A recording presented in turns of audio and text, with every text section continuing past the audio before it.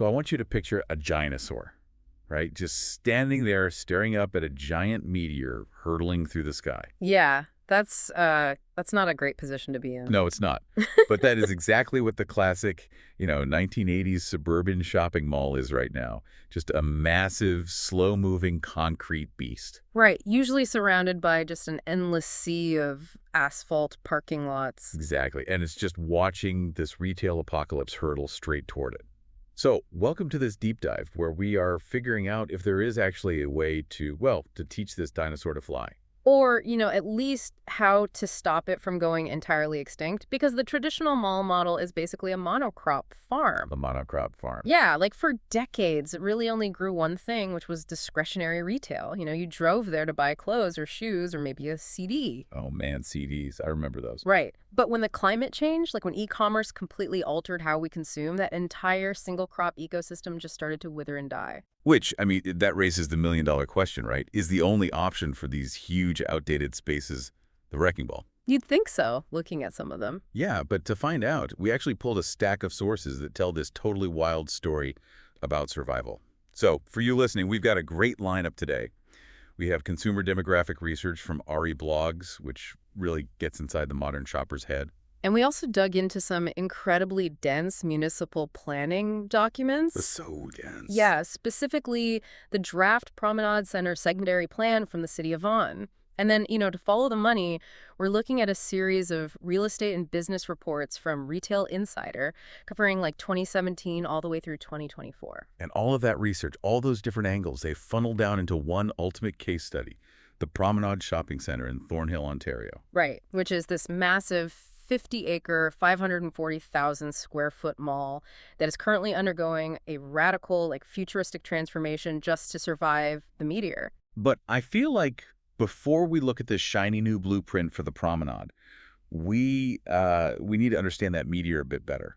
Definitely. Because if you're listening to this and you're picturing your own local half-empty mall, you know the exact vibe we are talking about. Yeah. It feels deserted. It feels dead. Yeah, and our research from RE Blogs really puts a face to why that is happening.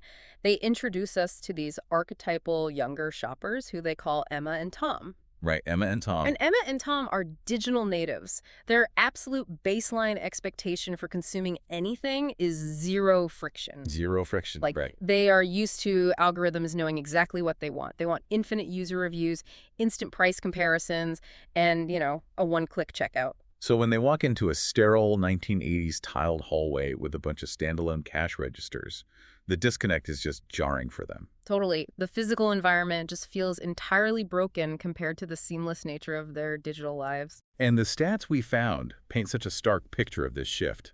Like 88% of millennials and 87% of Gen Z, they demand personalized experiences. Wow, almost 90%. Yeah, they want what the research calls omni-channel integration, which is, a very fancy retail buzzword. It is a lot of syllables, but to decode that jargon, it basically means Emma and Tom don't just want to walk into a store and buy a sweater.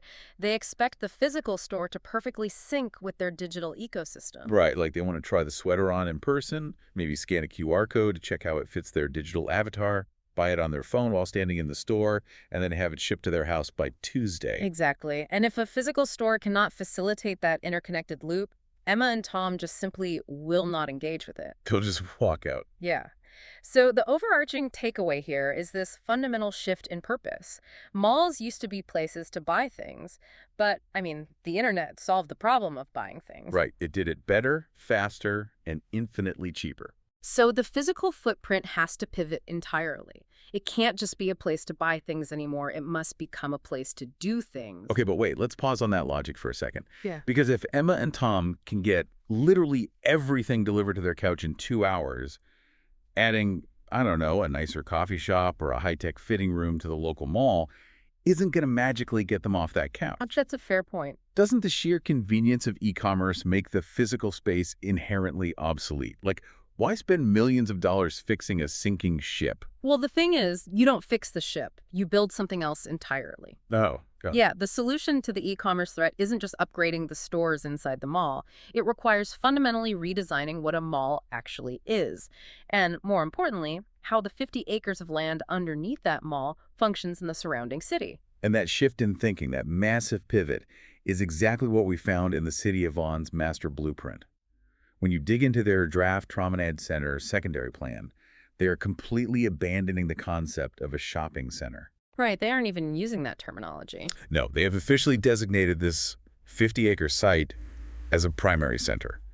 And their explicit goal is creating what they call a complete community. And in urban planning, a complete community is basically the holy grail.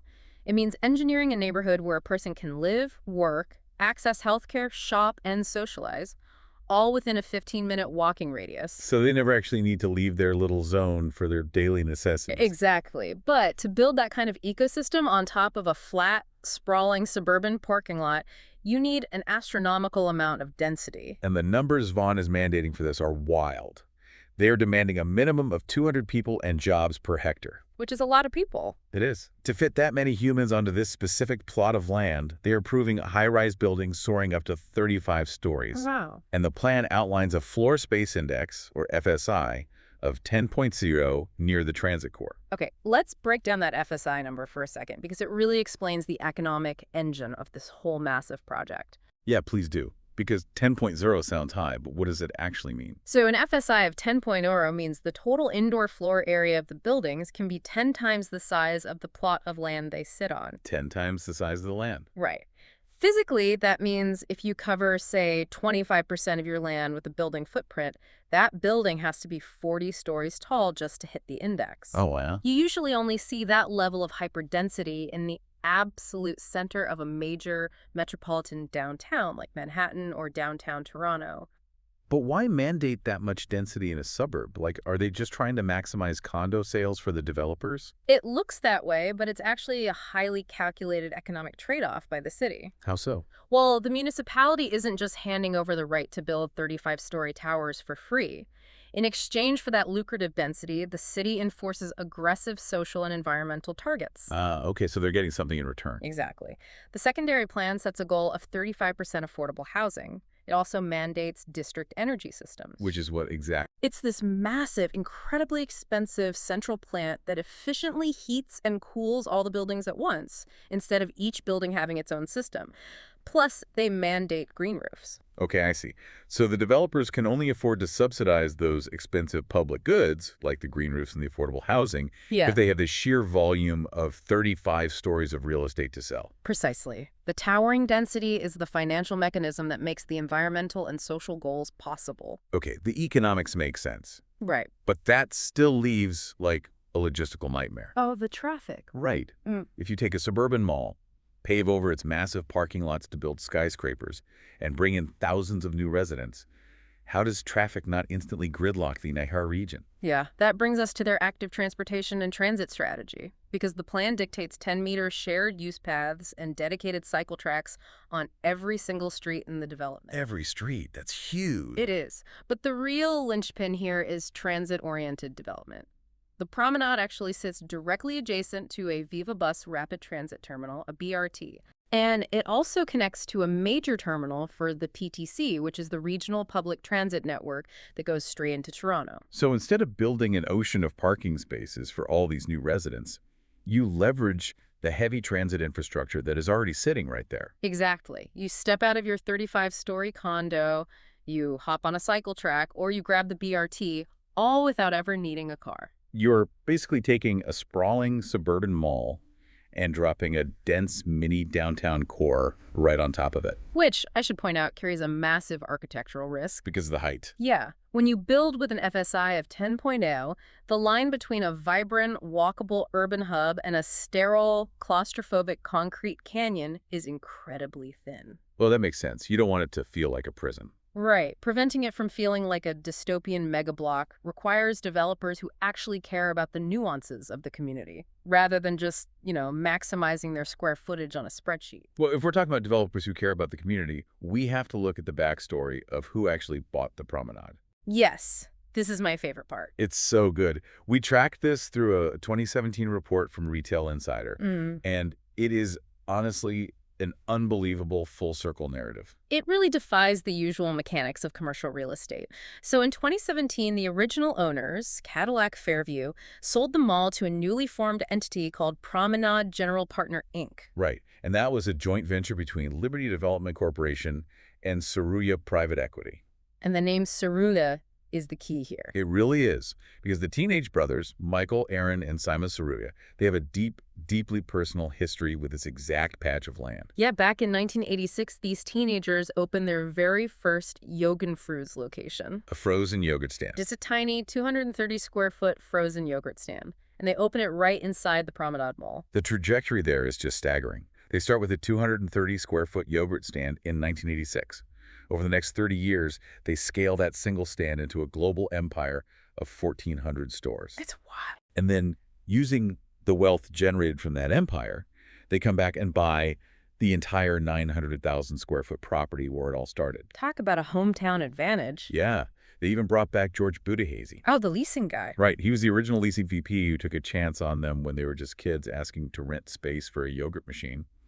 They pulled him out of retirement to consult on redesigning the entire property. And we really have to contrast this with how mall buyouts usually happen. How do they normally go? Well, typically, when a massive private equity firm buys a struggling suburban mall, the playbook is incredibly aggressive and short-term. Right. They view the property as a distressed asset. The goal is just to liquidate whatever holds immediate value, ruthlessly cut operational costs, and try to flip the underlying real estate for a quick profit. So they just strip it down. Basically, yeah. They don't care about the community. They care about the quarterly return. But when the buyers have nostalgic, literal roots in the building, Yeah. it shifts the calculus. I mean, this is the birthplace of their family legacy. Exactly. When private equity has local ties, the redevelopment tends to prioritize long-term community value. Makes sense. They are willing to invest in the slower, more complex process of building a complete community because they have an emotional and reputational stake in the space succeeding over the next 50 years, not just the next 5. I mean, it's a fantastic, heartwarming story. It feels like a movie script. It really does. But let's be real for a second. At the end of the day, this is a billion-dollar real estate deal involving skyscrapers and complex municipal zoning. Right. Does a nostalgic connection to a frozen yogurt stand actually change the physical urban planning? Or is this just brilliant PR to keep the neighborhood happy while they build a concrete jungle? Well, the only way to separate the PR from the actual urban planning is to look at the physical evidence. When we fast forward to the 2023 and 2024 data from Retail Insider, we can see exactly what is standing on the Promenade site today. Right, and whether it actually aligns with that ambitious secondary plan. And the data shows that Phase 1 is completely real. Right now, 2 new residential towers are built and occupied. One is 30 stories, the other is 35 stories. That is a massive amount of housing. It is. That's 780 residential units directly connected to the mall, and they completely sold out before completion. So the sheer density is already there. And having 780 units of captive audience changes the retail mathematics immediately. I bet. But the real proof of the crop rotation concept we talked about earlier, moving away from a monocrop of clothing stores, is in the new tenant mix. Yes. We are seeing a hard pivot from buying things to experiencing things in daily living. The tenant list is honestly wild. They are opening Canada's first olive branch kosher supermarket. Which is huge, right? Because that instantly turns the mall from a place you visit once a month for a pair of shoes into a weekly necessity for groceries. Exactly. And there is a massive 2-level, 52,000-square-foot Good Life Fitness Center. Wow. But honestly, this next one is the one that blew my mind. They are opening a dental hygiene college in 2026. A dental college. Inside the mall. Right. But let's look at the economic mechanism behind that. A traditional clothing retailer relies on foot traffic wandering in from the concourse. A dental college guarantees a baseline of 400 students entering the facility every single day. Right. Regardless of the economy, regardless of the weather. Exactly. They will buy lunch in the food court, they'll grab coffee, maybe they'll get their groceries at the kosher supermarket after class. The mall is acting as an educational and medical infrastructure hub, which provides just incredible financial stability. It completely insulates them from the retail apocalypse. Yeah. Emma and Tom might buy their sweaters online, but they can't stream a dental cleaning. Nope. And then you have the entertainment shift, which is massive. Yeah. St. Louis Bar and Grill opened a 9,000 square foot space, but they didn't just put in tables, they installed exclusive golf simulators offering over 30 different sports. And building on that, in March 2025, they're launching a 20,000 square foot entertainment hub called Bowls and Blasters. Bowls and blasters, that sounds amazing. Right. We are talking 12 bowling lanes, indoor bumper cars, and a massive laser tag arena. Because you cannot download a game of laser tag with your friends. Exactly. And you can't get the physical community experience of a Persian New Year celebration, Okay. which the mall now actively hosts in its common areas through an app on your phone. You just can't. The physical space is no longer just a vessel for retail inventory. It has evolved into a civic and lifestyle anchor for the entire community. Right. It provides the friction, the human interaction, the shared physical experiences that Emma and Tom are actually craving to offset their frictionless digital lives. So the modern mall is basically becoming a cruise ship on land. Oh, that's a good way to put it. Think about the daily loop, Right. right? You wake up in your cabin, or in this case, your 35th floor condo. You take the elevator down to the gym for a workout. Yep. You get your teeth cleaned at the college. You meet some friends, play laser tag. You buy your groceries for the week, and then you just go back upstairs. You have lived a full, vibrant day without ever going outside, checking the weather, or starting a car. It is a totally self-contained ecosystem. The dinosaur didn't just learn to fly, it fundamentally altered its DNA to become an entirely different species of urban infrastructure. Right. So if we pull the lens back, the evolution of the promenade is a masterclass in adapting to the future. We started with the hard data of changing demographics, the Emma and Tom effect, which forced the physical space to pivot toward experiences. Right. And we explored the bold, hyperdense urban planning of the city of Vaughan that used zoning density to fund a sustainable, transit-oriented future. And we also saw how the personal, deeply nostalgic legacy of the Saruya family helped guide that massive density. It ensured the development prioritized community integration over short-term liquidation. By combining all these elements, the suburban mall didn't die. It transformed into a localized, high-functioning downtown core. It really did. But as we wrap up this deep dive, we want to leave you with a provocative thought. Because this transformation, as successful as it seems, it introduces a profound shift in how we experience our cities. Yeah, as we see more of these new downtowns and complete communities being built entirely around privately owned shopping centers, the line between a public civic space and a private commercial space is blurring really rapidly. Because historically, a downtown square or a city park was public land. It belonged to the citizens. Right. But if the future of our social and civic life, our gathering spaces, our 10-meter shared pathways, our community celebrations, if all of that is happening on private property owned by developers and private equity, what happens to traditional public spaces? Will the rules of our future neighborhoods, our freedom of assembly, and the culture of our civic lives ultimately be dictated by the terms and conditions of a mall's management company? It's a really fascinating tension between the ultimate convenience of the cruise ship on land and the loss of true civic ownership. It really is. Something to chew on the next time you walk through your own local shopping center and see a high-rise crane in the parking lot. Thank you so much for joining us on this deep dive. We hope you look at that 1980s concrete dinosaur in your town with a whole new perspective. Until next time.